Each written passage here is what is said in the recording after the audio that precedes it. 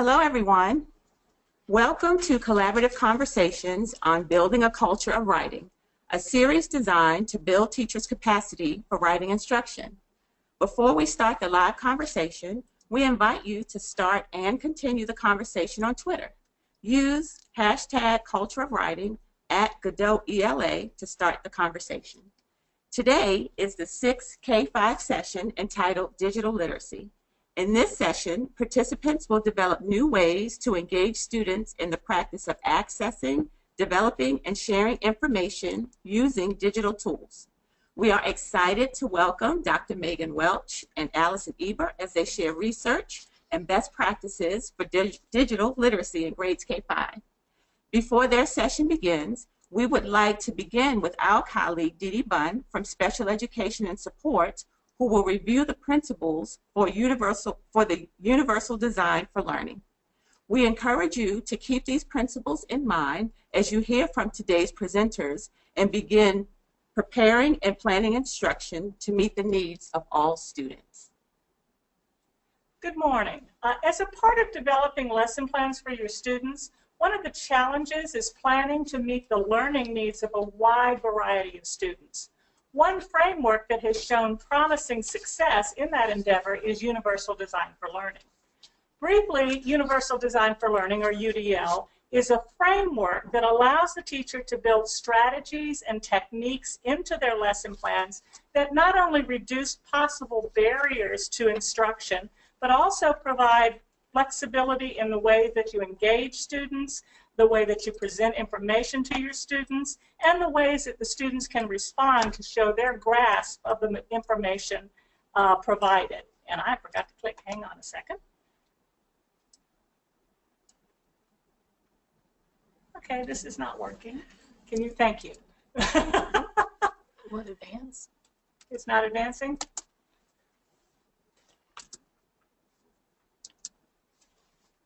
Okay. Please excuse the interruption.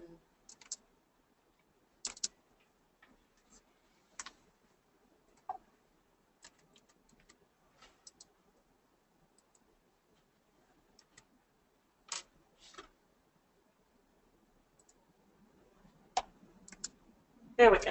Okay. And there we go. Okay. In order to provide that flexibility for UDL, it utilizes a framework of 3 principles. These principles are based in the neuroscience of how individuals learn and are the basis of UDL.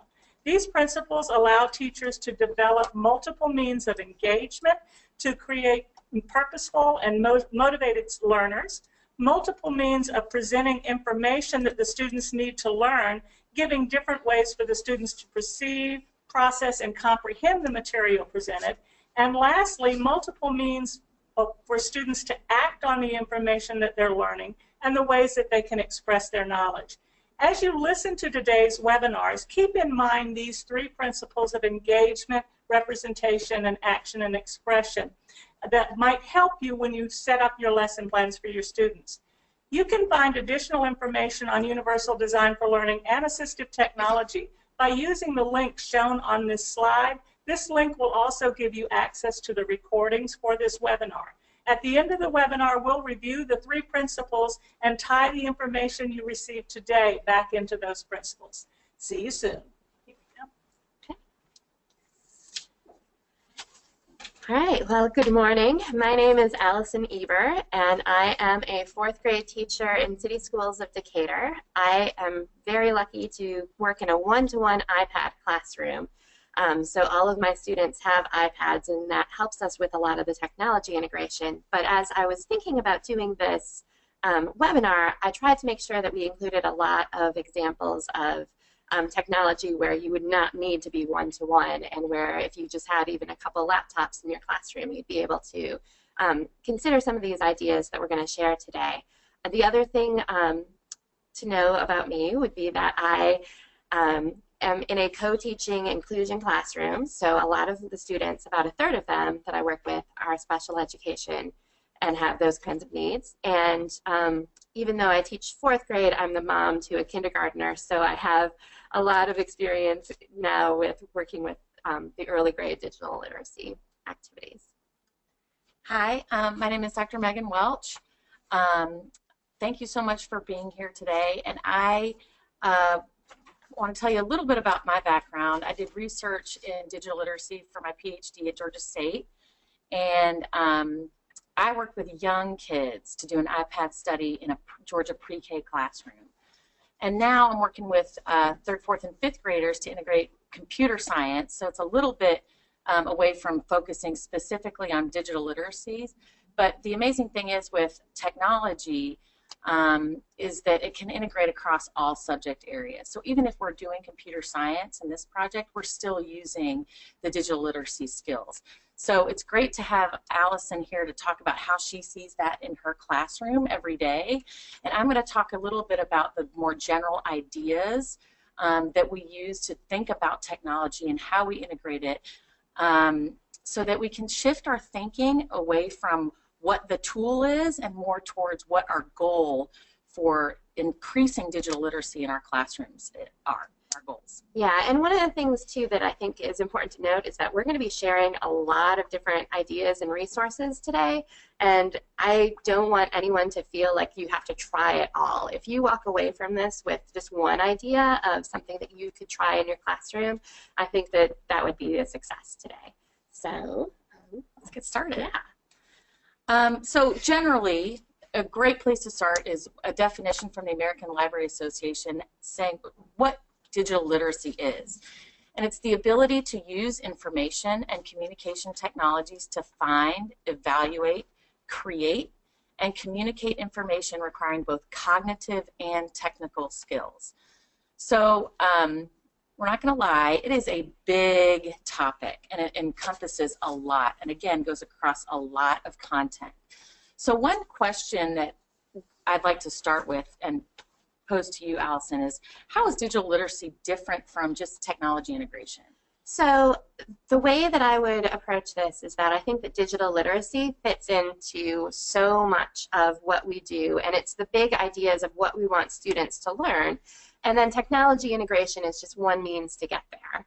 So I kind of like this image. When you talk about what you want kids to do with technology, you shouldn't be listing off a list of, you know, I want them to be able to make prezzies or post to Edmodo. Instead, you want to think about what are the big ideas and literacies that you want students to develop. You want them to be able to have good conversations with each other and to be able to have those conversations both in person and online.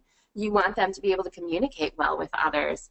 And so you should always be starting this conversation with what do you want students to accomplish or learn? So what is the digital literacy that you want them to be able to achieve? And then the follow-up to that is, could a digital tool enhance that learning and make that learning possible?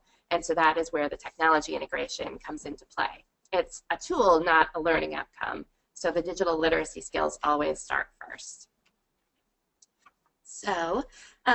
So when you're thinking about 3 factors for effective technology use and building towards these digital literacies, some things to keep in mind is that students have to be active learners and they have to have access to their feedback about their performance. Nobody wakes up in the morning and just immediately knows how to engage with these online tools and how to post things effectively online. And so you really want to be able to give students feedback throughout that process as they're learning how to navigate digital tools.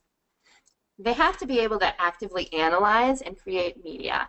And we're going to talk about this a little bit later, but it's the idea of consuming and figuring out what you're reading online, but also being able to create your own resources and be able to share those in the world. And teachers need to be able to leverage tools to connect learning experiences in the classroom with the outside world. And you'll find that if you give students more of an audience and help them see ways that this can play out in the real world and beyond your classroom walls, then you'll find that students get much more interested and engaged and start to develop some of those literacy skills as well. You want to talk about this? So again, what we want to get at is these skills that involve the technology integration, that involve the technical skills of using technology, but it's towards a bigger goal. So it's towards, you know, looking at your standards and integrating those. It's towards being able to communicate. And these are what a digitally literate person can do. They possess the variety of skills, both technical and cognitive, required to find, understand, evaluate, create, and communicate digital information in a wide variety of formats.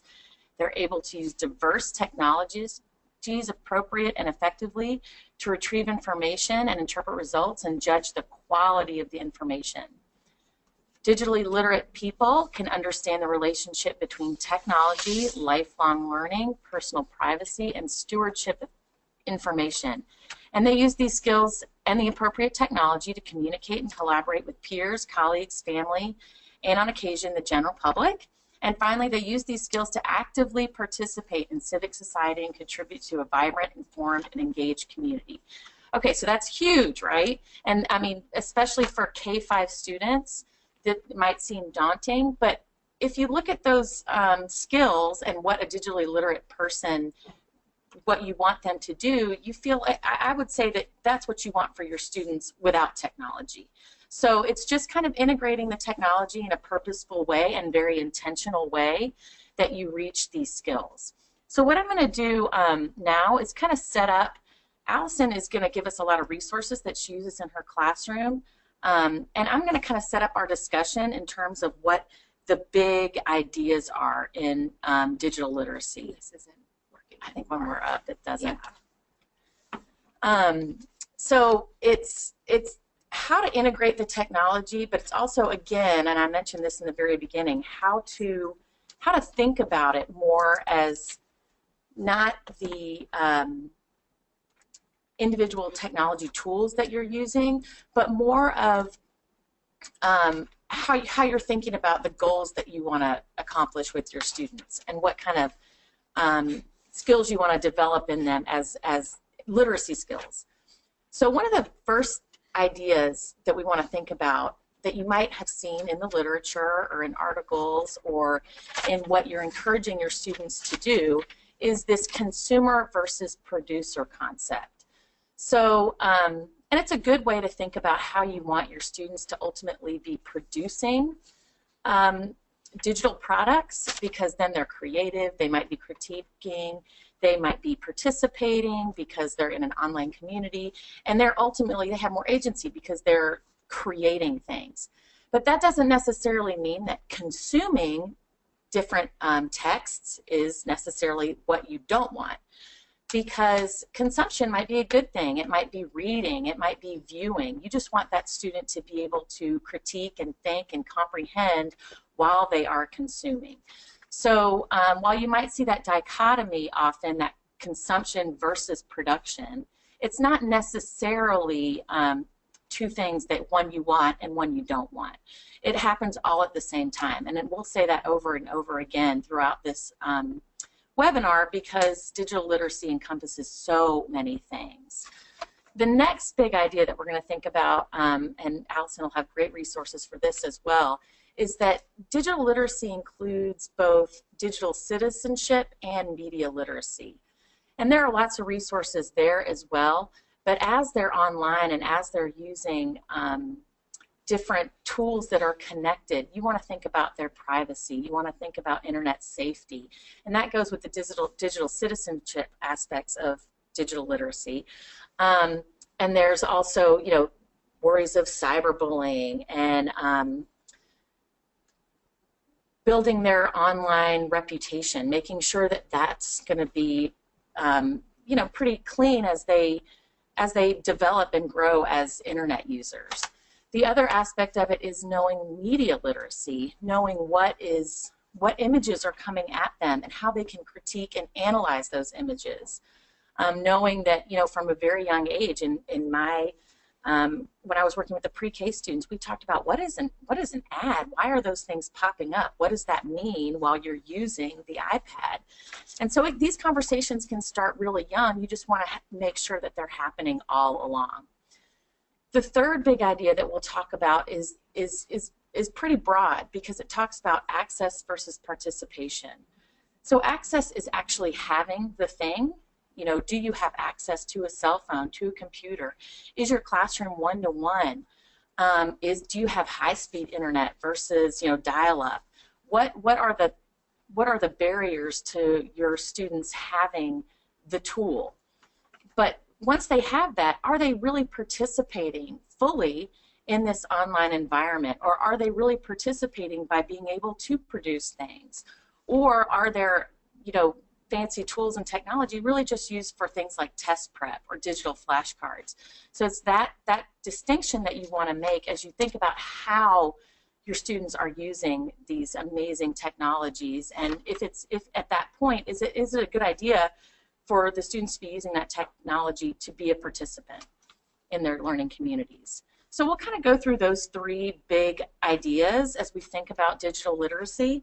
And please, if you have any questions, we'll have screens like this. Our first question is that if you're thinking about those ideas, what are you most looking forward to discussing today or hearing about? What are your biggest questions? And you can tweet us with the hashtag Culture of Writing at Godot, ELA, or you can just use the chat feature on our webinar. But please, we'd like to make this a lively discussion. Just ask us questions. We can always use, prompts for what you need to know. And if not, we'll just move on.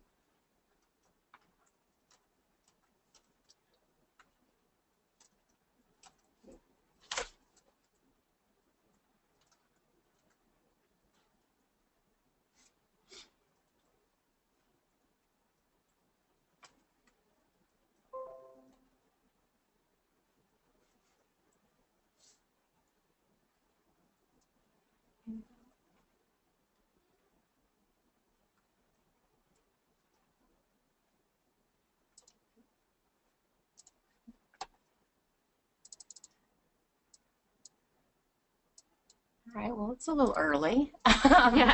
So one thing that I think we'll start with that kind of falls under the consumption versus production dichotomy that I was talking about before. One great entry point is if you haven't really integrated a lot of technology, or you haven't thought about digital literacies in your classroom, an entry point is the digital story. So we all know that a lot of your standards cover reading and writing for your language and literacy standards, and you can accomplish a lot of these standards or cover them through your digital stories. I actually work with 4-year-olds, and they could sequence pictures together, they could record their voices talking about the stories that they had created, or with the help of a teacher or an aide, they could type what they wanted to tell in their digital stories. So Allison's going to talk a little bit about what she sees in her classroom and great resources for creating a digital story. Yeah, so before you can really get to creating digital stories, I think that you have to be a consumer of stories and understand what makes a good story. And one digital resource that I think is really good for this is just integrating audiobooks. And I think that this is a resource that's really underutilized in classrooms because we really focus on getting them to read, and we want them to be able to do that independently, but there are lots of times when audiobooks make sense for students. First, it can build listening comprehension. I know in my classroom I have several students who can understand texts much better than they can read it, and there are lots of texts that they want to be able to participate in and read alongside of some of their peers who are at a higher reading level. And so if you can give them access to those audiobooks, they can continue to develop their listening comprehension and get that same kind of content. It also is really good for promoting reading fluency and visual tracking. There are lots of times when students will have a book that they'll read right alongside to listening to the audiobook, and as they're reading along, their eyes are starting to move at a rapid pace through the text. They're developing more reading fluency because they're hearing that the reader pauses when there's punctuation and uses inflection in their voice, and they start to take some of those skills back to them, to their own reading, because they've had such good models of it. I think that it helps develop lifelong reading habits. When I think about myself as a reader now, there are plenty of times that I read texts, but there are also times when I'm in my car and I'm listening to audiobooks. And if it wasn't for audiobooks, then there's a whole lot of books that I would be missing out on. And, introducing students to that idea that you can consume text in a lot of different ways is a really important thing to teach them. And it also supports learners with diverse needs. There are a lot of kids in my class who maybe have a learning disability or something like that, and really thrive by having audiobooks to help support them. I think Dee Dee will probably echo that's really a great universally designed application that you can have, because almost everyone in your classroom can listen to audiobooks. And I've seen an older student that I was working with really kind of understand, as they were able to follow the text and listen to how the text was read, that then it helped them with figuring out, oh, I breathe when I see a comma, or there's a pause in between sentences. So it really helped him as he was listening to the audiobook. So, just like with anything, you don't necessarily want to have every reading experience be audio, but at the same time, you don't want every text that they read to just have to be visual with the eyes on the book. So having a mix, I think it helps build balanced literacy practices and support some of those listening skills. So one good resource that I use for this is actually a resource that's free to teachers, and it's called Epic Books at getepic.com. And the thing that I really like about this site is that after you set it up and you can put your students in here, it has just a wide variety of really high interest reading books for all different levels. So it's got from kindergarten up through series that my 4th graders and even some 5th graders would like. It's got a balance of fiction and nonfiction, some popular titles like the Big Nate series. You can see there's National Geographic for Kids books. And it will survey your students when they first log in about what their reading preferences are so that they can choose. And it has books that are in digital formats so they can just read it online. And it has some that are audiobooks so they can listen to it. And then they have some that are blended where they can read along as they're listening to the text. So it's a really great free website that I would love to see more teachers accessing, because it's really benefited some of my more reluctant readers in my classroom. There are some other resources for audiobooks. Me Genius, I think, is one that I think Houghton Mifflin might own. They give some paid, but there's also some free content on there that's good to access.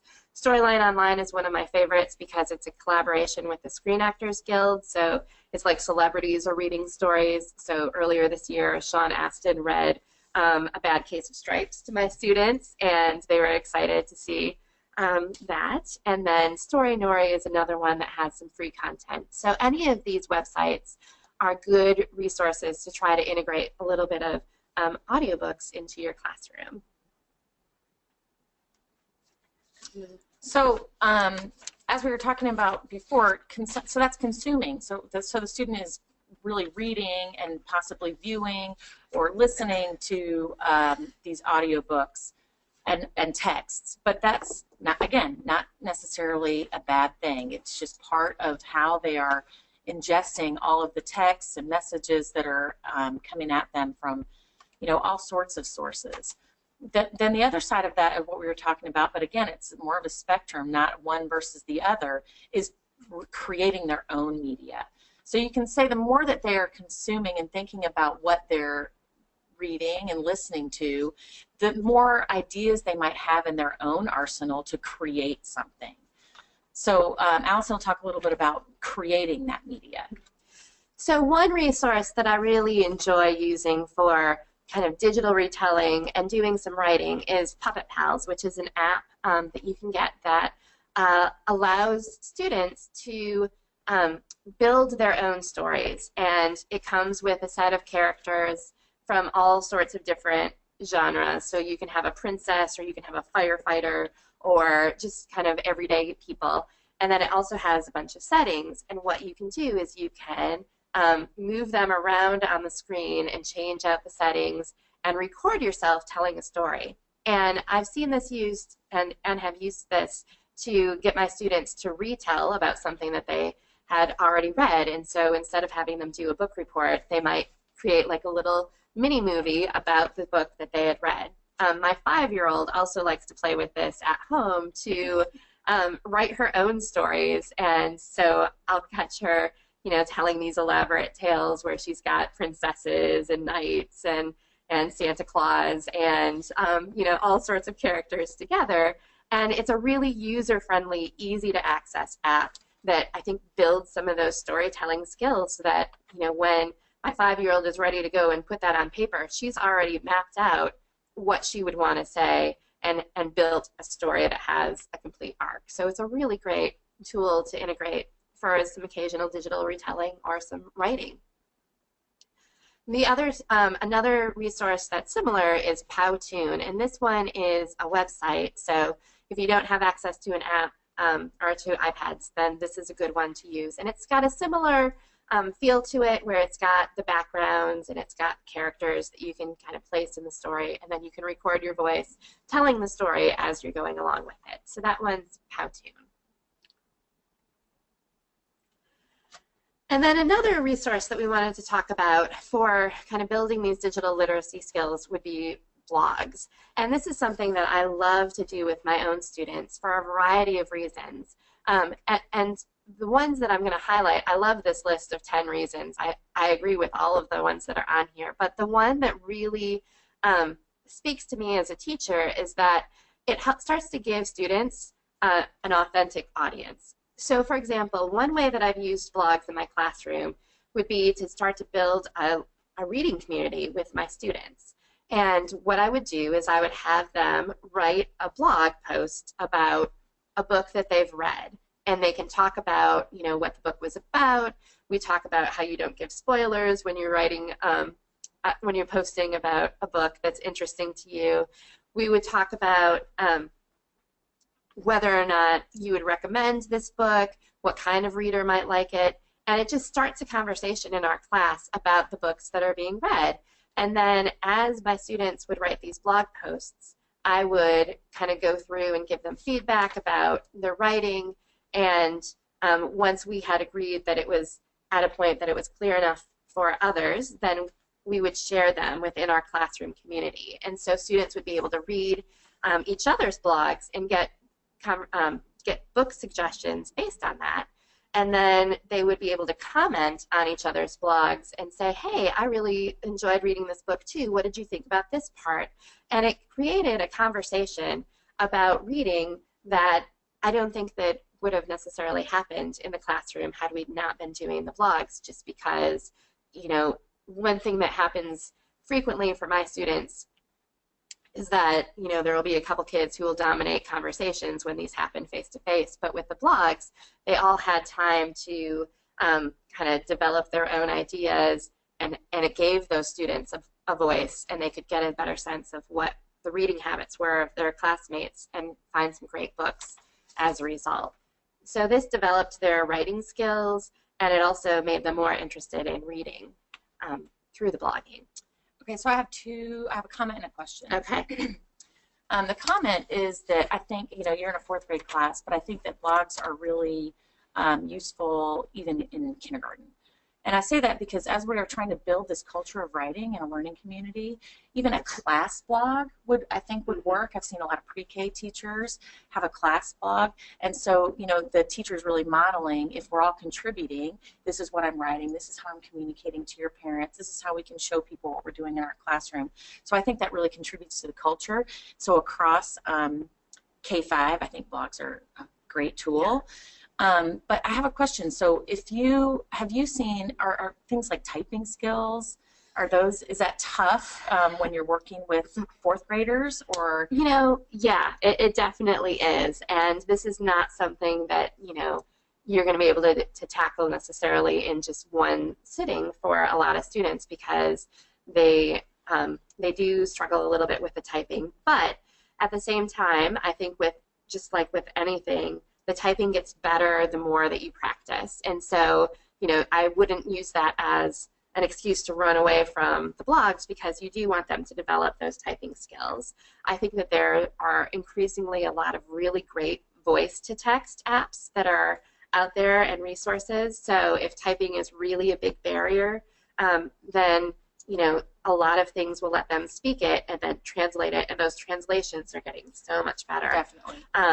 And, you know, I think that this could also start out as like a shared writing experience too. You know, you were talking about with the kindergartners, in pre-K, you know, you could get your students to kind of feed you the ideas and post that as a blog where you do the typing for them, and then they still get a lot of the benefits of developing the text, figuring out what it's going to be, revising the text, and they can do it for the audience of their parents or maybe another classroom.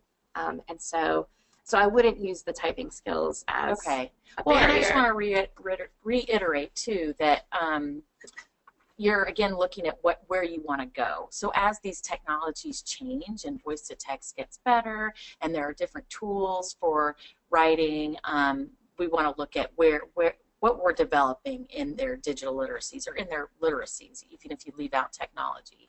So that's a great point. So don't let those barriers that, yeah, you will have some students that maybe don't have as much experience on a keyboard, but that shouldn't be something to have you stop blogging altogether. Right. Yeah, and I would say, too, that with all of these tools that I want to talk about today, you know, you should, as a teacher, start the conversation by modeling what these practices look like. So I always start my blogging unit by writing my own blog post about a book that I've read recently. And I show that to students, and we talk about what do you notice about this kind of writing so that we can pull out the important details and they can start to model that in their own classroom. The other thing that I wanted to talk about too is a resource that I use for this, which is KidBlog. So this is one of my favorite resources, and the reason that I really like it is because it gives you a lot of features as a teacher as far as the moderation parts go. So, so once I set my class up, they weren't able to post things for other people to see unless I had gone through and looked at them first. And that applied to both their initial blog posts and to the subsequent comments, because we would have conversations after we got through the blogging part about what makes a good comment. You know, it's not enough to just say cool and hit send, that we wanted to be able to have good discussions and rich discussions about the things that we are reading and writing. And the other thing, too, that's great about KidBlog is that you can control the privacy of the blogs so that, you know, maybe only kids who are in your class are able to see it, or you could create it so that there's a password so that parents can go in and they can read the blog posts and comment on those. And then if you felt comfortable with sharing it beyond that, then you have those options too. But this is one of my favorite blogging resources. And I know other people have used like Weebly and things like that too. So there are lots of good resources out there. So if you decide to start blogging with your students, I think the most important thing is that you want to establish clear guidelines up front. You know, it's important to talk about digital safety, that we don't share personal information like our last names online, that we are not giving away too much, and we're always trying to protect and respect our digital identities. And along with that, you want to make sure that any comments or feedback that you give to other students is really respectful and purposeful, because we want to make sure that everyone feels comfortable with those practices and that we're not doing anything that might create a negative impression of ourselves. And this is I was going to say this might be a good time to mention too that when you're blogging and you're publishing things to the outer world, internet, universe, that you just want to also adhere to your district's guidelines as well. Definitely. And one of the reasons that I, you know, think that this is important to start with the K-5 level too is just, you know, you can set with a resource like KidBlog so that it's super private. And just like so many things where we gradually release responsibility, maybe when they get into middle school and high school, then they want to go public with some of these things. But you can keep it really well contained in those early grades so that their privacy is being protected, especially as they're starting to learn how to do these things. I think that it's important to model best practices by participating with the students. So not only was I moderating, but I would try to comment on their blogs too to show them what a good comment would look like.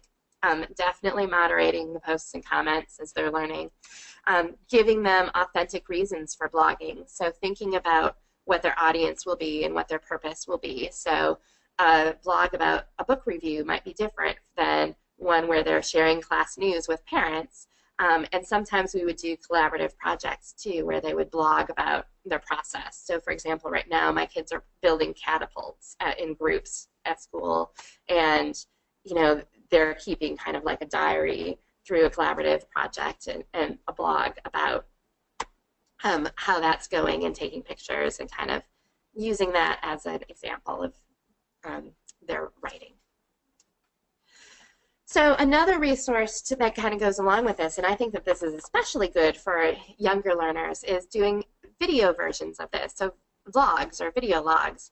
And the way that you can do this is just with a basic computer with a webcam, or if you have a tablet with a camera, or even just like a cell phone, they can use the camera feature. You'd want to have them in a quiet space so that there's not a lot of background noise. And some teachers even use like a backdrop with like a shower curtain behind them so that they can kind of mask other parts of the classroom, which I think is pretty cool. But this is supporting some of the speaking and listening skills as well. And the way that you could structure this is the students would greet their viewers, so they'd need to prepare some sort of an introduction, introduce the book that they've read or whatever the topic is that you've given to them. They can describe the events that happened in the story and give their opinions about the book. And it teaches them to speak loudly and clearly so that other people can understand what they're saying. And then once they've recorded that, they have to listen back to the recording to make sure that their meaning is communicated well before they share it with others. And so this is a really great thing that either individual students could do, or if you have a small group that has read the same book, they can work together to figure out how they're going to structure that and then create their own vlog. And then you can share that either with classmates or you could share it with their parents.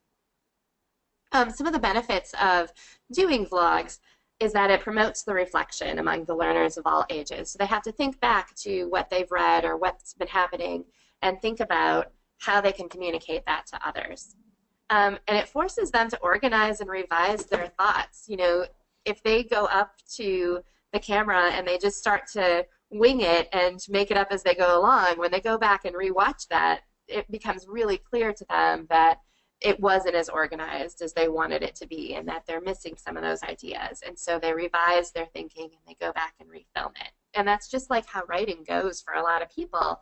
And so it's a good kind of skill development, even if it's just happening out loud and not just on paper. It develops those speaking and listening skills that are so important to kids. And I think that this is an important one increasingly because it mimics real-world activities. There are plenty of even kids who consider themselves YouTubers, and we find videos on Facebook and Instagram as adults all the time. And even some of my fourth graders have YouTube channels now, which is incredible. And kind of crazy, but awesome too. And this is the world that the kids are growing up in and living in, and we want to be able to teach them how to do these things effectively and responsibly. And it's way better to let them experiment in a safe environment with the teachers there to support them and give them that feedback than to just have them discover this on their own and make a lot of mistakes along the way. And I think you make a good point when you're when they look back and see what they've done, then that's a point where you can say, let's go back and look at a great example. Let's consume something. Let's maybe look at, I think of Reading Rainbow when you talk about video logs. And so you can look at, students talking about books and say, what made this really great? How did they describe the book that made you think about that you wanted to read it? Or what does the background look like? Is there a picture of the book right there that makes you really want to say, yeah, I want to read that book? Right. So you can pick apart as you're consuming so they can be more creative and practice critiquing as they think about creating their own. Yeah, and one thing that's really cool about using so much of this digital technology is that you can, as a teacher, start to create an archive of all of these great projects. And so, whenever I do these things, with my own students, you know, I'll hold on to some of the videos that I think are really great exemplars of what I want these things to look at like. And then, you know, those students start to go on to older grades, and the kids that I have currently will start to recognize some of those people and, you know, feel really connected and be like, yeah, I want to do it just like that. And, you know, it develops more enthusiasm and engagement for the students for sure. So that would be vlogging. Another great approach that I think is to start to move some of your discussions online. And so, you know, a lot of times we'll have these classroom discussions, and, you know, they might be a short discussion about something that we've been talking about in class. And I know in my room there are always those 3 kids who raise their hand and they, you know, try to dominate the conversation. And they've got really great ideas, but, you know, I'm curious to know how some of the other kids are feeling. And so if you change the dynamic and have some of these discussions online, I think that you're more likely to get some of those voices heard. The reasons for that is that online discussions don't happen all at once. They're very asynchronous. So somebody could post something one day, and then, you know, the following afternoon somebody else has responded to that, and the conversation just more slowly evolves. So it gives students a lot of wait time to develop their ideas and to think about how they want to respond. And, you know, a lot of times that's just what some of those students are looking for. They've got the ideas all going on in their head, and they just want to be able to get it out just right. And writing it instead of speaking it sometimes gives it to those students. So are you, a question I have is, they don't necessarily need to be doing this at home. No, I know you said asynchronously, but it can happen within the course of the school day. Absolutely. And, you know, there are lots of different tools. It kind of depends on what the topic is or what you're trying to discuss with it. But it could happen in the classroom. It could happen over the course of a week in the classroom. Or even at like your laptop station. Right. Or if you don't have one-to-one, you can have different activities or centers set up where they can go and contribute. And at some point in the week, yeah, definitely. It's much harder for one person to dominate those online discussions, and it gives more opportunities for everyone to be heard. One of the things that I think is really important about doing online discussions too is that it teaches the importance of tone and clarity. And I think that we've all been on the receiving end of one of those emails where somebody has intended for something to come across one way and it came across much differently because of the way that it was written. And, you know, giving students the opportunity to practice that and understand, oh, that didn't really communicate what you had meant to say, and how can we go back and revise this to make your tone more clear, I think is a really important thing. And the other thing that I like about doing online discussions is that it curates the learning. So I can see how conversations evolved and how, even from one student, how their conversations progress throughout the year so that they're contributing more and things like that. And so for me, especially where, you know, we're in such a data-driven world as teachers, having some of that learning curated that I can go back through and look through is really important to me. So some of the tools that you can use for doing those online discussions, I'm in a district that uses the Google Apps for Education, so Google Classroom is one that's good. Before we went to Google, I was using Edmodo a lot, and I think that it has very similar features in that regard and is great for doing those discussions. Today's Meet is another one if you want like a really rapid, kind of fast-paced discussion. Sometimes I'll do that if we're watching a video. I might have my students doing something in the background where they're commenting on things that they notice that we can go back and talk about later on. Padlet is one that you can use because you can have, you can moderate or you can just let them post on their own. And then kid blogs too, you know, you could have a post in a blog that's the discussion prompt and then they all have to comment and discuss it with each other. So here's an example of, this is from a second grade classroom that I've seen where they used Padlet to create a digital bulletin board. And the teacher started out after reading a story with the question, did the little red hen do the right thing? And you can see where there's a wide variety of responses from somebody who just, you know, gave the one word no to other people who developed that idea and answered the question and gave their thinking. And so you can see how everyone's participating in this conversation at whatever level they're at and feel comfortable with, and you're getting a much wider variety of responses than you necessarily would have with just a face-to-face classroom discussion. So, so that brings us to our next. So if you have any questions, please don't hesitate to write in the chat or even tweet us, again, using the hashtag culture of writing, and tweet to @Godot, ELA. So far, any insights that you might have, or have you noticed your own students' writing or conversing habits are different online than in person?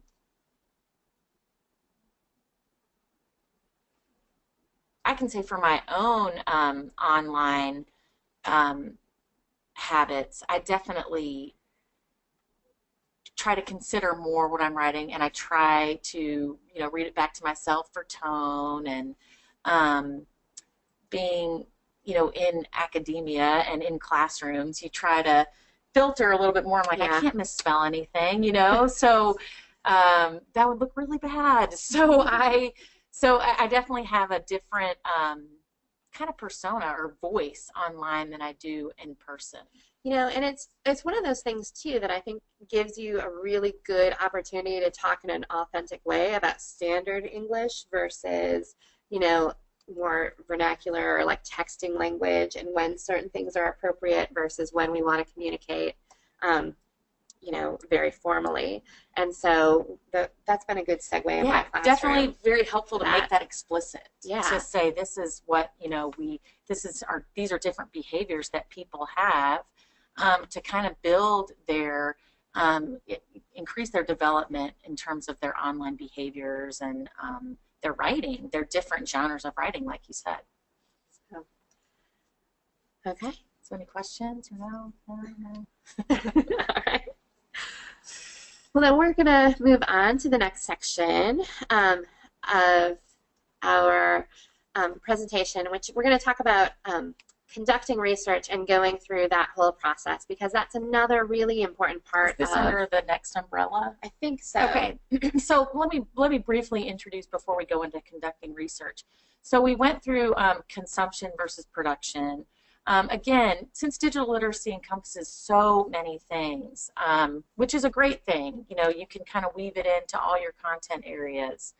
But it also does include that media literacy and digital citizenship aspect. So with media literacy, it can be so complicated.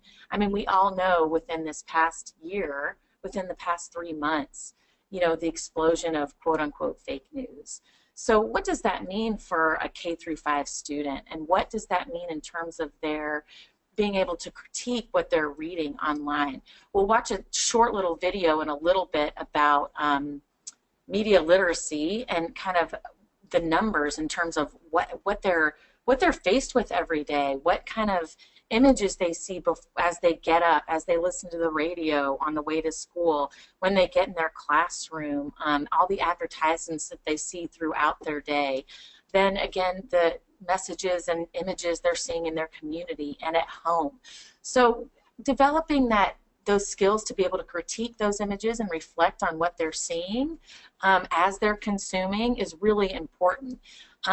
In addition to then developing their persona online, and what does that mean in terms of keeping safe and recognizing those red flags if they're online and something should pop up.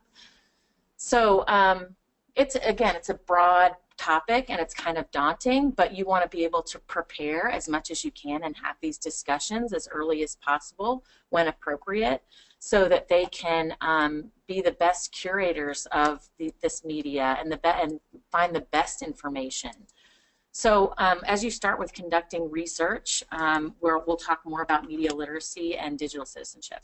Yeah, so whether you are working on writing an informational piece of writing, or you're trying to figure out whether or not something that you've read is true, an important first step is being able to conduct research. And we have a list here of kind of the traditional steps that people would do, like gathering resources on your topic, generating your list of subtopics and keywords, figuring out what's important from what you've read based on text structure, taking notes, pulling all of that together from multiple resources. And that's a really daunting task, especially when you introduce the internet to the equation, because there are so many things out there. And building those skills of how to sift out what's great from what's not is a really tricky thing to do, regardless of the age. So one of the first things that I do as I'm developing these skills is I start by curating research for them so that I can focus on some of the later skills of, like how do we figure out that this is really good, a really good source? How do I pull out the information that I need from this? And one tool that I've used for this in the past is Symbaloo, which is a website that you can go to, and you can kind of create these little blocks of different web resources that you found on your topic. And you can make this as big or as small as you want to. So for example, I've done one before where there were just 3 blocks. When we were doing the 13 colonies and researching about them, there was one for New England, there was one for the middle colonies, and there was one for the southern colonies. And there was just one source that I had and broke my students up into groups. And then they were able to research within kind of resources that I had already curated for them and recognized would be safe and good for the content that I wanted them to get out of that. And so start out with curating things, and then you can slowly build into teaching them those search skills and how to pull out, what are the key words from this that I could then put into a search engine or a site from your media center to do some further research. Do you have issues with sites you want to access, or do you use your media specialist as a resource? Or yeah, my media specialist is definitely a great resource in that regard, as far as helping me find the best sites for the resources that I want the kids to access. And I always go through and check through all the links from school first before I give them to school to make sure that we won't have issues with any sort of web filters and things like that. Because it's always the time that I don't check that I discover that there is an issue, because I'm in the classroom and I'm like, here we go. No, we don't. Right. So without fail, right? Right. Yeah. So then I get to model troubleshooting to students, which is an important digital literacy skill as well. So, but yeah, this is a great way to develop those. Is there a question? Oh, right. Digital citizenship, it's so important. Just a comment that it's really important. But I think what Allison said is such a great point of when you're very explicit about explaining what you're doing and being a great digital citizen yourself, then those topics will come up. And you can say, oh, yeah, I accidentally did put that in, and maybe I shouldn't have done that. Right. I think that modeling, that out loud thinking is so important. Absolutely.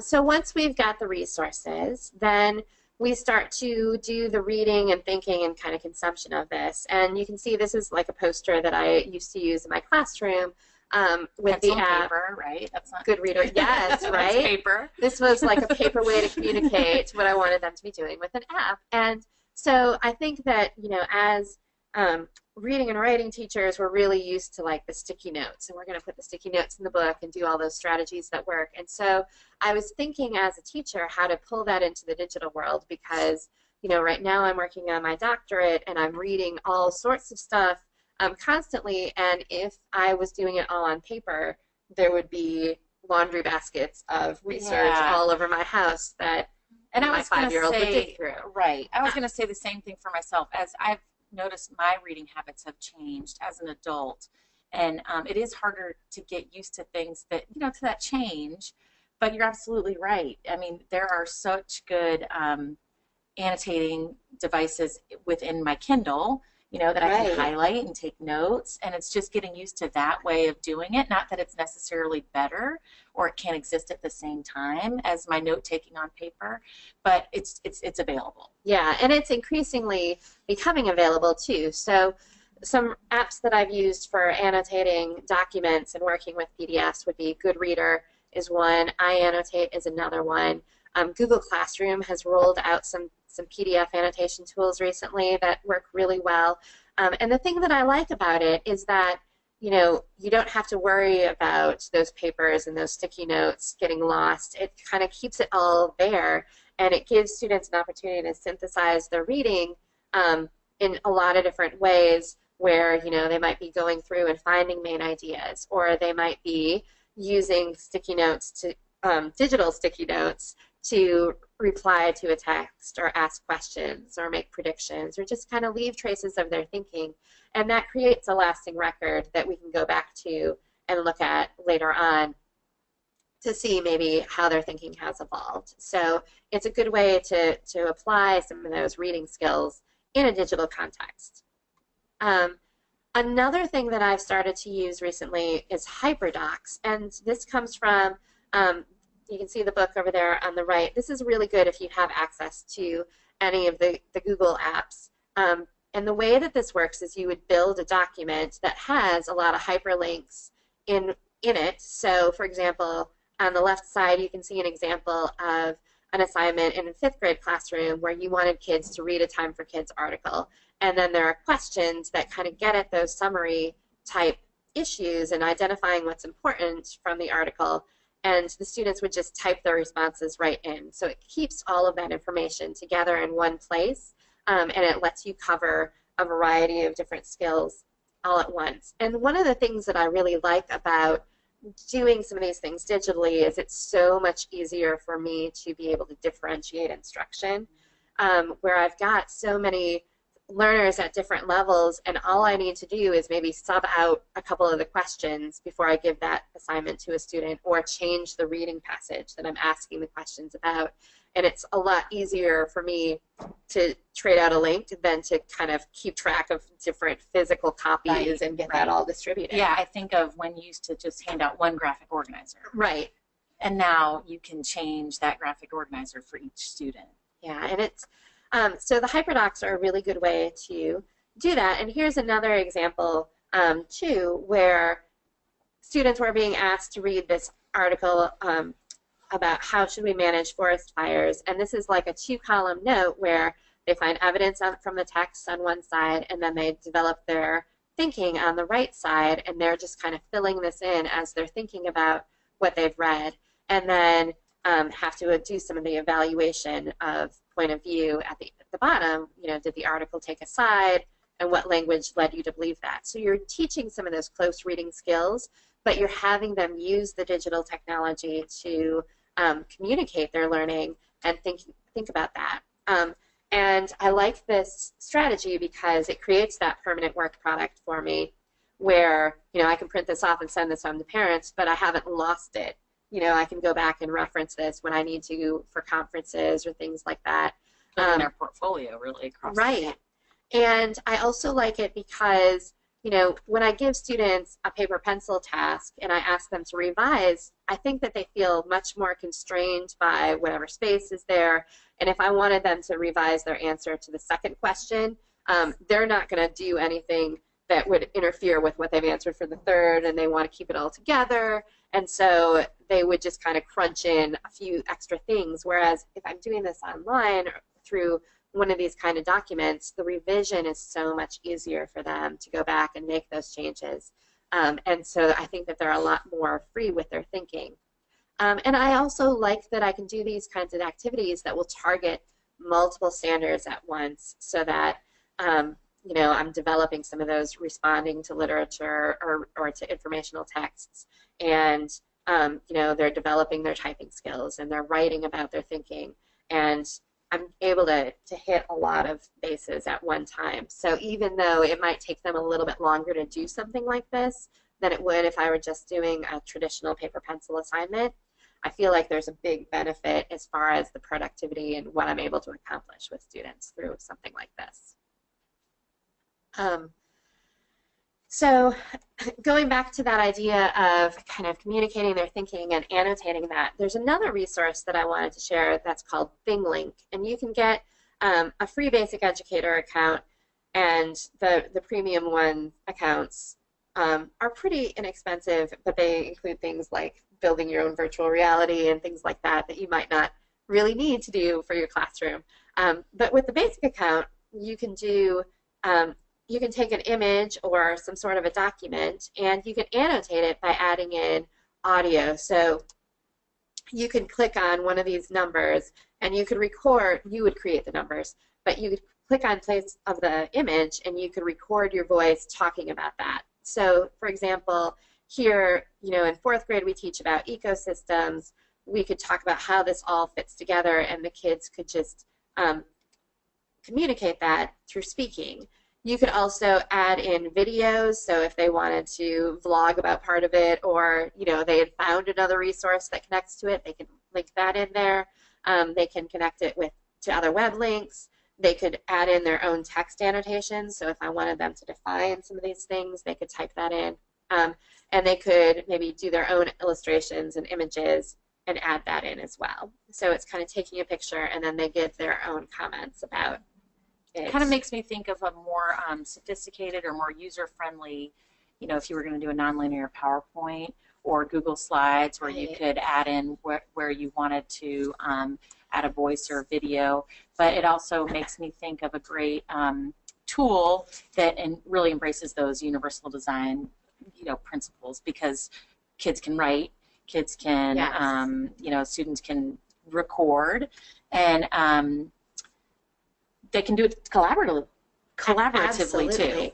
And I've also seen, like with the K2s, I've seen where they've used this app in particular to do reflections on student work. So they might take a picture of something that a student has done, and then as they do like a portfolio, the students will record their voice saying, okay, here is where I tried to do this writing skill and show dialogue in my writing. And then they'll talk about other things that they've done in their writing, or another work product.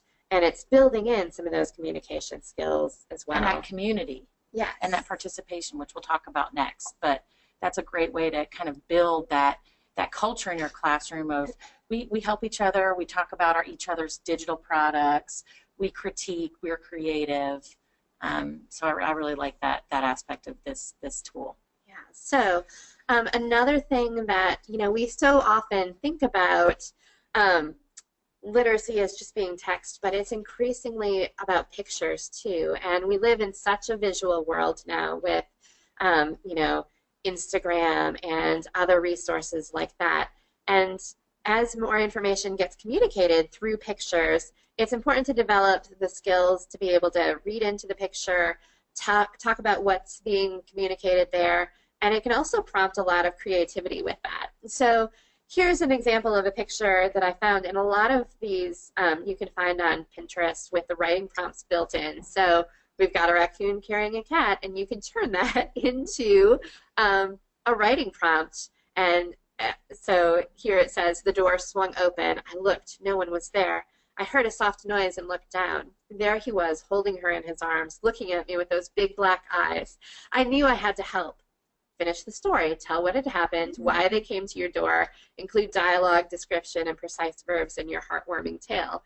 And, you know, for those kids who have a hard time coming up with ideas, it's so easy to pull these kinds of resources online to just get them started. And you could have like a bunch of these together that they could just kind of sort through until they found one that spoke to them and got them going. And that's such a great resource for me to use with those kids that just could never come up with an idea, and just to kind of get them started. And usually once they find the one that speaks to them, they're off and running. So being able to pull in images, I think, is really an important aspect of literacy. And especially since they see, like you said, images are everywhere. So you can even talk about, you know, the colors, the font that is used. I think, you know, I always go back to advertising, and you know, having them reflect on, why does this make you want to, you know, why does this make you feel like you need that product, or, you know, what aspects of this picture are making you your eyes look to this area, or so there are a lot of ways you can analyze images, but it's a really important skill. Yeah. And so one other thing that I wanted to talk about as we're talking about like consuming stuff is that I think that it's really important to build background knowledge, and virtual field trips are a really great way to start to do that.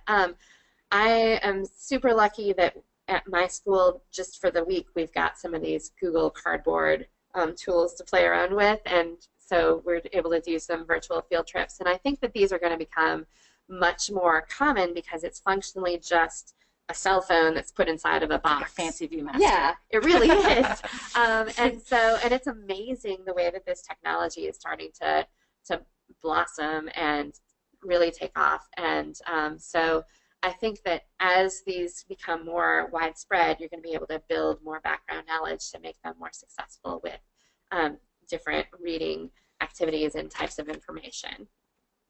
And then another resource too, and this is probably more for kind of upper elementary and beyond, but Google Lit Trips are really cool. They've got some for some of the 4th and 5th grade books that I've used in the past, like Bud Not Buddy. And the way that it works is that it works on Google Earth. So, you know, you are zooming into the part of the Earth where the story is taking place. And the way that these lit trips are built is that you can go to a spot and different information will pop up about that location, how it fed into the story. You can add in questions that you want the students to reflect on once they've gotten to that part of the story.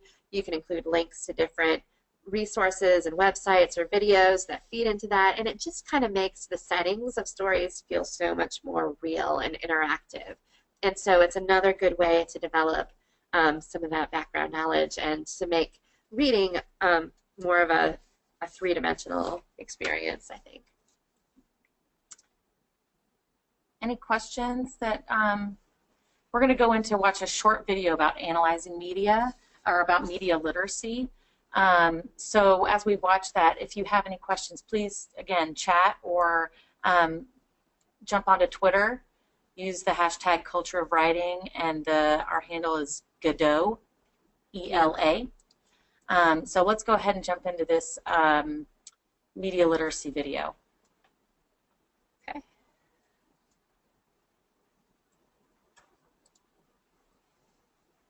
There is no doubt that people, children especially, learn from all the media that they see, hear, and experience. And we are surrounded by media. TV, apps, websites, video games, magazines, news sites, signs, digital billboards, packaging, radio, social media, and all kinds of advertising. The average kindergartner sees about 70 media messages every day. By the time they're in high school, teens are spending more than 1/3 of their day using media. Few of us fully understand how the media we interact with affect us and our society. So how do we sort through the noise? The key is media literacy. Media literacy is a set of skills that helps people, not just youth, analyze the content of media messages that they receive and that they send. To apply media literacy skills, we can ask 5 key questions. Who created this message?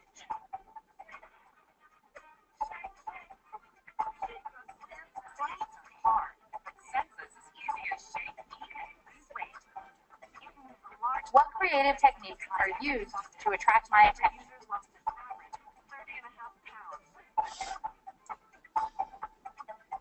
Consumers will catch the urge to shake their sensa and lose 30, 40, 90 pounds or more without dieting or exercise. Each of these cases resulted in a settlement with the FTC.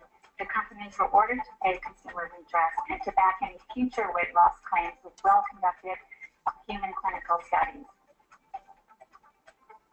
Some of them have lost no weight, and they've had these medical improvements, and they've had these life improvements, like freedom improvements, without losing weight.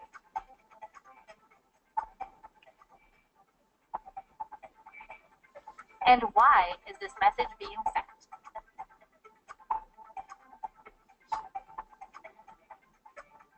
This powerful key unlocks a world that empowers all of us to be better digital citizens as we consume media, produce, and share our own stories.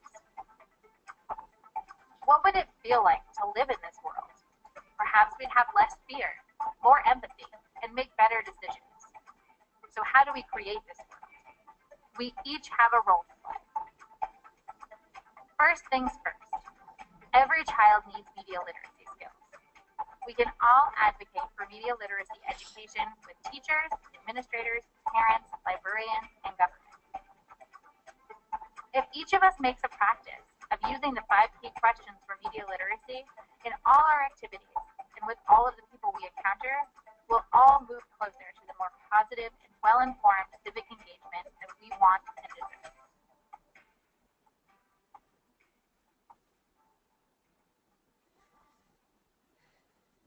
So as I was reading, or as I was looking at that video, one thing that really stood out to me is just that I think that we do live in a society where there is more kind of messages being bombarded towards us every day, but it's also clear that people aren't necessarily filtering out and applying those 5 key questions. And I think that, for example, my Facebook feed, people clearly haven't filtered through all the stuff that they're sharing.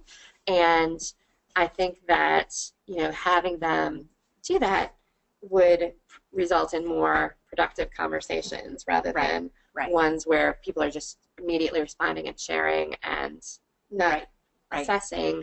Well, and I think, again, we said it, but it's worth repeating that these conversations can start so early. Yes. Even with, the pre-K students I was working with, we talked about advertisements. My first grader at home, I know he's swayed by having, popular cartoon characters on products. I'm like, why do you think that cartoon character is there? Do you think the yogurt really tastes better?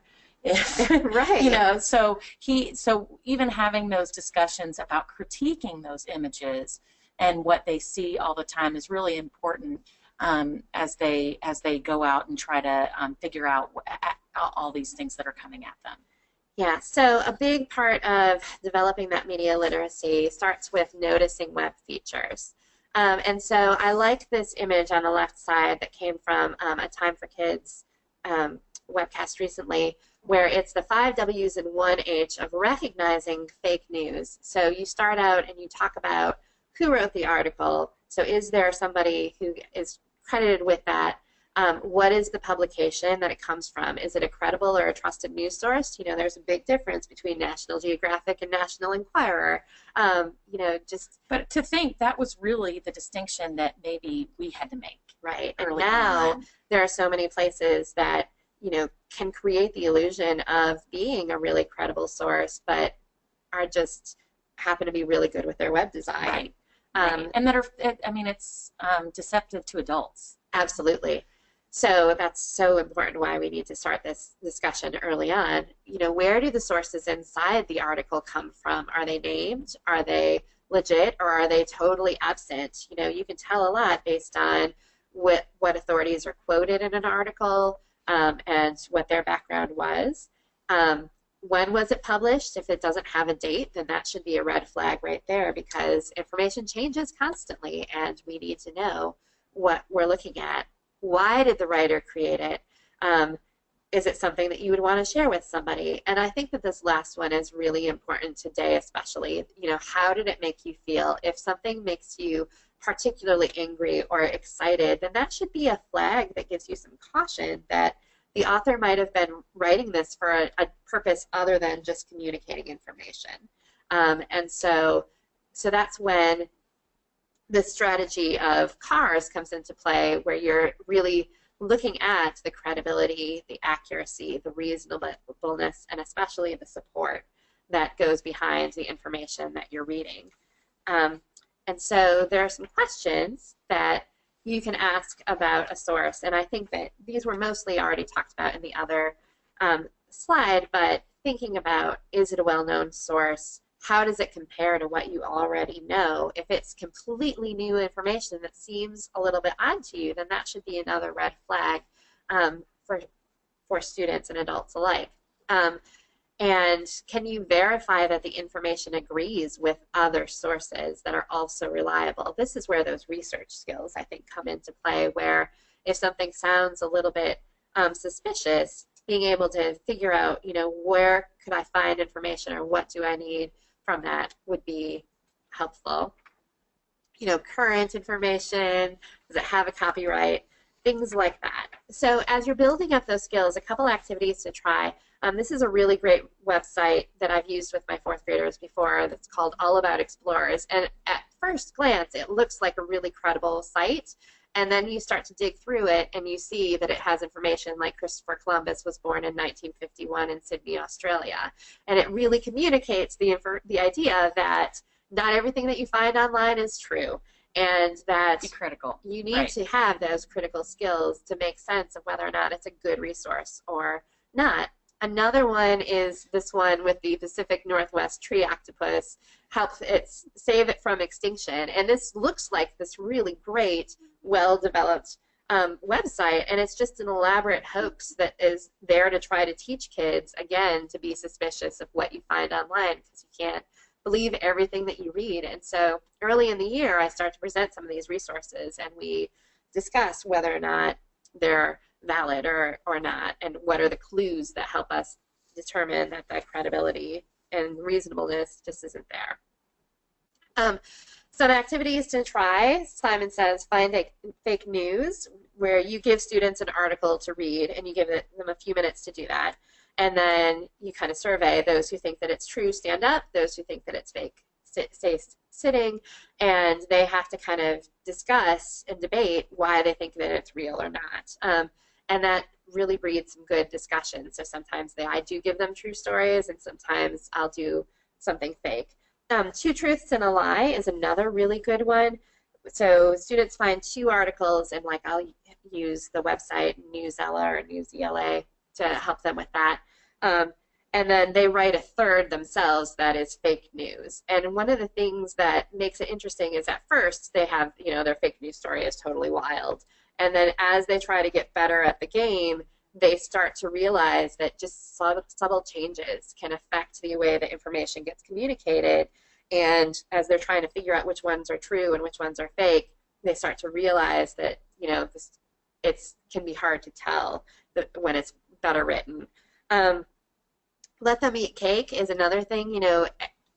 Everyone credits Marie Antoinette for saying that, and it, created all sorts of response back in France when that happened, but that was an early example of fake news. There's no record that she actually said that. Somebody made that up and broadcasted that to others to try to elicit the reaction that it did towards Marie Antoinette, and I don't think that it worked out very well for her as a result. So just kind of finding those historical examples are important.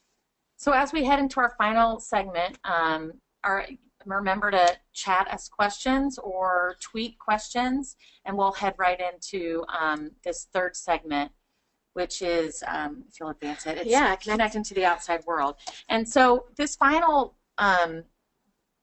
question, or this big idea of access versus participation, really encompasses the other two sections that we had. So if you have access to something, that can mean that you have the digital tool, or you have a one-to-one classroom, or you have a laptop in your classroom, or you have a smartphone at home. Remember that survey that I showed you, I think, close to 70% of U.S. adults have a smartphone in the U.S. So there is having the thing, and that can range because, one school might have really great high-speed internet, and one school might not. So what is your access to the digital tool? But then once you have that, what does that participation look like? And to be a full participant, what does that mean? Does it mean you're just going to the computer lab in your school to practice for a standardized test? Does it mean that you have the opportunity to go and blog, or that you have the opportunity to go and create digital products that you can share and critique with your classroom community, or even reach out to the wider community beyond your classroom?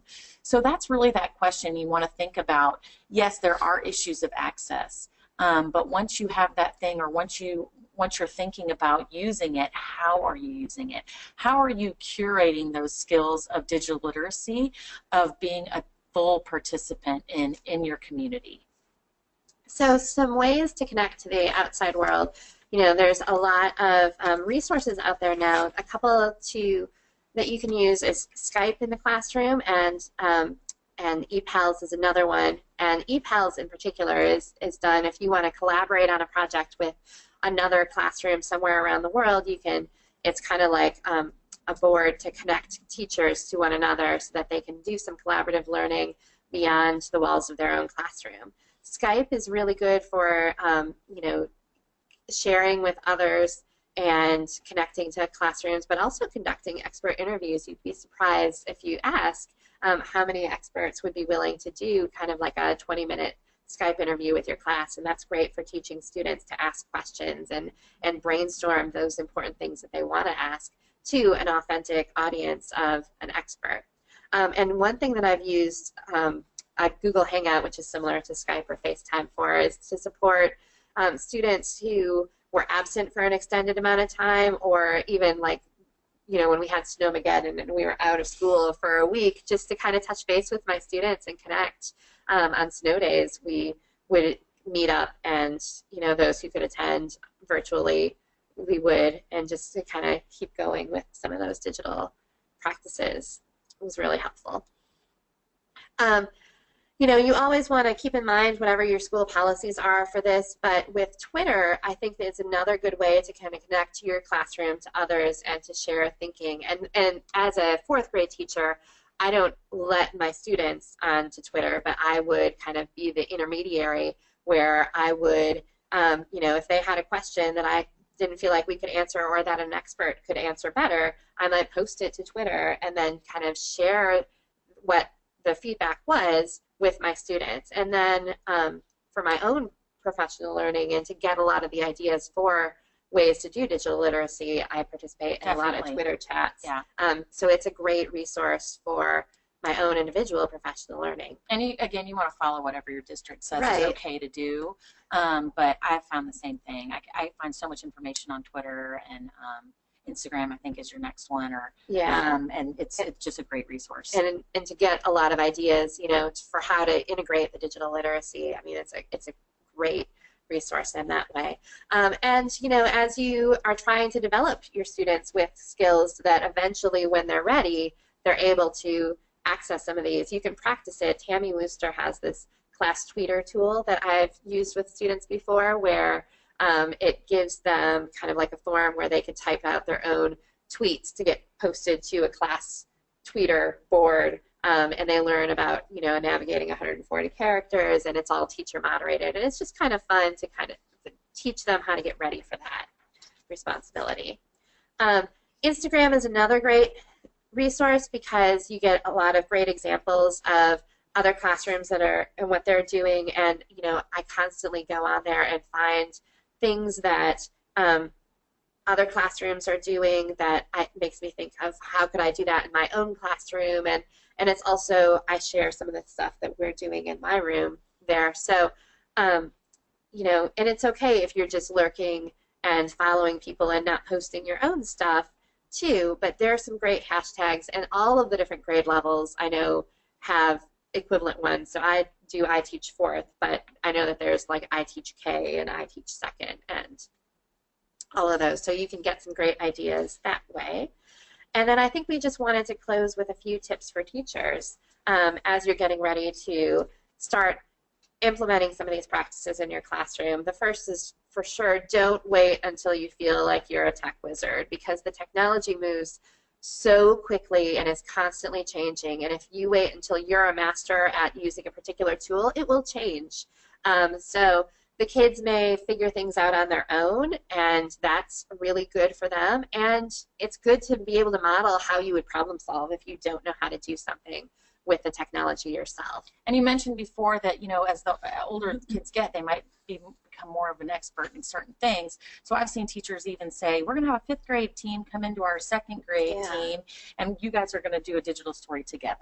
Absolutely. And then the fifth graders can really help guide, and they're both gaining from that collaboration. Yeah. Another thing that I do is I try to take a lot of pictures of the things that are happening in my classroom to build an archive of our learning together, and then the students can kind of go back through and see that story of our year, and I think that it helps show an authentic purpose for some of the digital literacy too.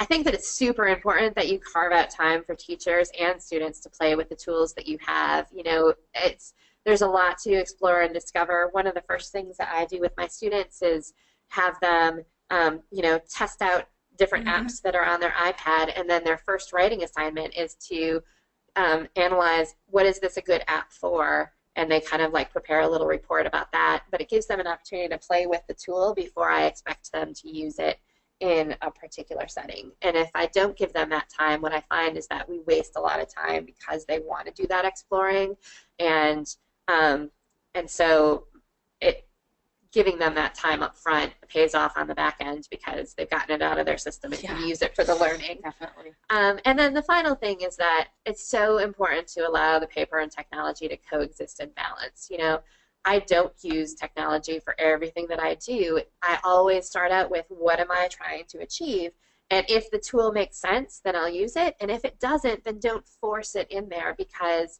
it won't always make sense to do so. And it's really important to have that balance happening. Right, and as educators who advocate for technology use, that doesn't mean that we're eliminating everything else. No. It just means that it's, again, a tool. Whatever tool is the best to use, think about that. Think about your final goal. Think about the process and where the best place is to use whatever tools you have. So, I think we're going to bring Dee Dee back in to talk about, UDL. This was just jam-packed with UDL. It really was. One of the things that I really like that Megan said when we first started was that the statement that she had that people tend to focus on the tool instead of on what we do with that tool, and that we need to look at moving away from that tool into what we want to accomplish with that tool. You know, what are we trying to help the students learn? What are we trying to help the students access? So UDL often gets confused with technology. Often people think that they have to have technology for UDL.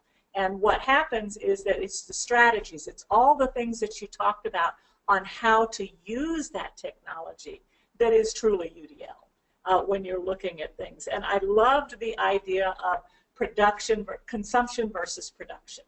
And I kind of, when you said that, I thought, oh, immediately, consumption, representation, production, action, and expression. But really, they intertwine. They do. They really intertwine it. And what I find in all of the things that you talked about today, you could address engagement, representation, and action and expression without ever thinking about it has to be in this block or this block, because many of the things just move their way across when you're doing that. So I'm going to talk a little bit about some of the things that you talked about and that just kind of struck me as what would fit really well in with UDL. Like when you talked about puppet pals and creating their own stories, I thought about all the multiple ways that engages them, because nothing greater than creating a story and having characters and having text balloons and all those other types of things that you put on. They have to do writing to create that. They have to learn to organize their thoughts. They have to record their dialogue, and all of those things are all engagement, representation, different ways that they can put it together, or it can come to them, and then different ways that they can put it together. When you talked about modeling practices, that to me is a critical thing, because often we think that technology is transparent, but it's not. How we use that technology is not often transparent. And what you talked about, access versus participation. We all have access to things. I have my cell phone that I take with me everywhere, but how do we use that to actually get them to participate? Goes back to that statement that you talked about of moving away from the tool and looking more at the strategies that we're doing. The tool is great, and it does help us, but, as you said, you don't always use the tool. You might go back to paper and pencil. And not all of our kids will do as well with the tool as they may do with something else. When you were talking about interpreting images, I thought about that. Some kids, we might be able to put them on the computer and let them look at images. Other kids may need just a print copy of that image to look at, to be able to see what works best for them. You might have a child that's very distractible. If you put them on the computer, they're going to be everywhere. But if you have them a print copy of that, they may be able to focus on it a little bit more easily. The online discussions, when you talked about how can you remove barriers to writing, because discussions is another way to do that. I really like that. And, there are a lot of ways that we can get kids to engage in those online discussions. You talked about using voice to text or dictation. You know, if they have problems with writing, they can dictate those in. You can pair them up with another partner so that they can dictate to that partner, and that partner then writes, and then you can talk about what you're doing. You know, all of those different ways to get things in. I love the little red hen Padlet bulletin board. And I was thinking about, you could have different bulletin boards for the different levels of the students that you're working with. You may have a more simple bulletin board for a child that has some challenges, and you may have a very complex board for a child that needs to be accelerated and needs to be pushed further for what they can do, all using that same tool as they go through. And I'm just running through here. One thing I think that you said that is so important is that representation piece. Yes. And in terms of being universal, and showing, you know, that everybody has a voice, or that everybody can see themselves in media is really important. And another way that we can model to say, you know what, why aren't these people, why don't we see this image, or why do we see so many of this image, or why do we see this type of person? And that's another whole part of digital citizenship and media literacy, and that can represent everybody. Yes. That's a great part of technology and digital literacy. And you can build in so much of those strategies in all of the digital literacy.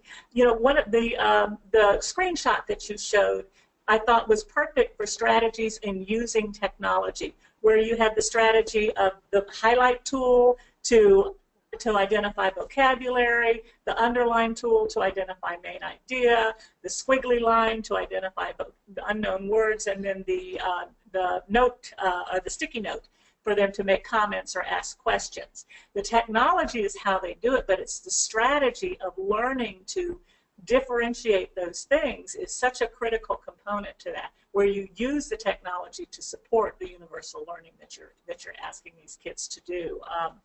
Virtual field trips. I want to go on virtual field trips. I thought that was so great, because I think about establishing background knowledge and how you represent and the materials that they can look at.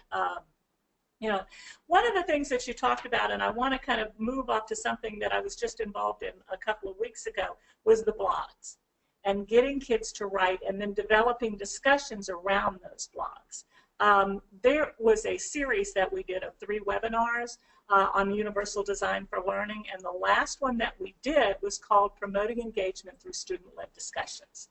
And it was a really, really nice webinar on how to teach kids to discuss, and you know, how to discuss appropriately, you know, and is doing that. So I asked Stephanie, and she said it would be okay to kind of put in a blog. And Cassandra is I'm going to give her the information and a link for her to send out to you guys. But if you go to the Godot website, Godot.Org, and then you go to the Special Education Services and Supports page, about halfway down in that right-hand column, you'll see Professional Learning, and you'll see a UDL Live Webinars. And if you click on that, that will take you to all 3 of those webinars and handouts. So if you want to get a little bit more information, because I kept thinking about that webinar when you were talking about all your discussions, because I thought that's a great way. And we need to teach kids how to have those good productive discussions. You know, there were so many things, and I'm sitting here going through making sure, but all of the things that you talked about really do fit into all 3 of those principles of engagement, of representation, and of action and expression. So this was fantastic. You know, thank you. Yeah. Oh, here we go.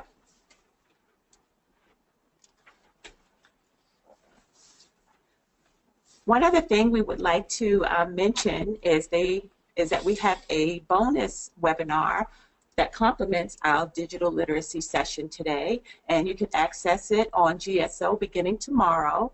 But it was a webinar that was produced by Georgia Public Broadcasting in collaboration with Discovery Education. So when you access it, you'll deepen your understanding of digital literacy, but also you'll learn about a wealth of free digital resources from GPB and Discovery Ed that are free and available to all Georgia teachers.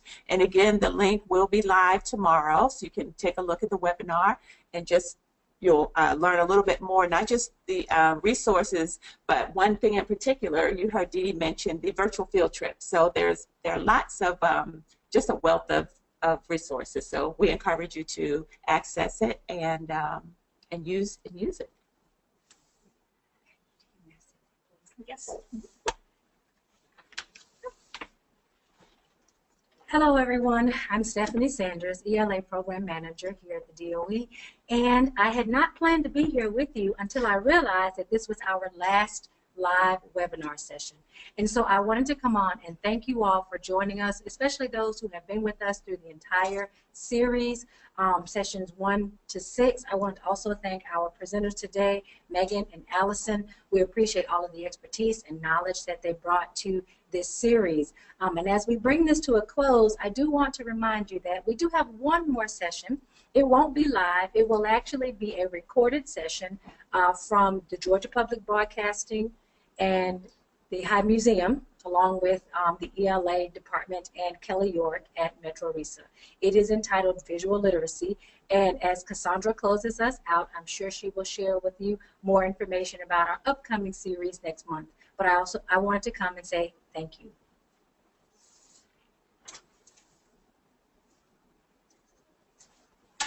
So thank you to everyone for joining us for the 6th session, Digital Literacy. Again, we want to thank our presenters, too, who have given their time and knowledge to our project. And as you prepare to leave us, please remember that the follow-up professional learning has a twofold purpose. 1, to guide implementation back in your respective classrooms, and 2, to provide consistent implementation across the state. If this is your first time joining us, we ask that you please complete the pre-survey. Again, that's located on GeorgiaStandards.Org. And we also encourage all of our participants to complete the session survey that will be emailed to you following today's live session or forwarded to you by your PLC facilitator. So we look forward to continuing the conversation on Twitter. Don't forget to use hashtag Culture of Writing, and the handle is Godot ELA. And stay tuned, as Stephanie mentioned, for next month's session on visual literacy with Kelly York from Metro RESA, highlighting some wonderful visual pieces from the High Museum. So we are looking forward to that session as well. Thank you for participating in our series, and happy writing.